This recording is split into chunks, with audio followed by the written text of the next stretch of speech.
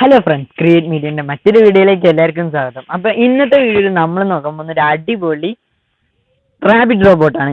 അപ്പോൾ കാണാനൊക്കെ അടിപൊളിയായിട്ടുണ്ടാവും. അപ്പോൾ അത് നന്നായി നടക്കുകയൊക്കെ ചെയ്യും. അപ്പൊ ഇത് ഇന്ന് നമ്മൾ നോക്കാൻ പോകുന്നത് എങ്ങനെ ഉണ്ടാക്കാമെന്നാണ്.